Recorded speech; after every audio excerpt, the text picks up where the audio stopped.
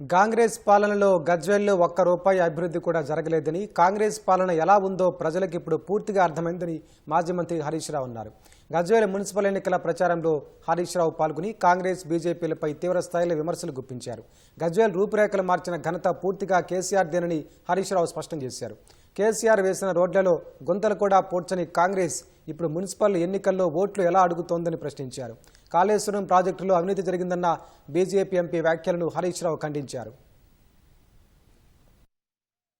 మాట్లాడితే రేవంత్ రెడ్డి నోట్ల అబద్దాలే, బీజేపీ వాళ్ళు అబద్దాలే. ఒక్కడన్నా నియత మాట మాట్లాడిందా?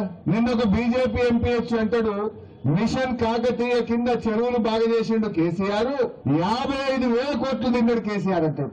మిషన్ కాకతీయ చెరువుల మీద పెట్టిన ఖర్చే 5,000 కోట్లు, ఖర్చు పెట్టింది 5,000 50,000 తింటారు ఎవడన్నా? అదే కాళేశ్వరం ప్రాజెక్టు కట్టక ముందు పాండవుల చెరువుల సుక్క నీళ్లు ఉండునా? మల్లన్న సాగర్ లో నీళ్లు ఉండునా? గజ్వేల్ పంటలు వండునా? మనం బోరేస్తే 400 ఫీట్లు వేస్తే సుక్క నీళ్లు వచ్చునా?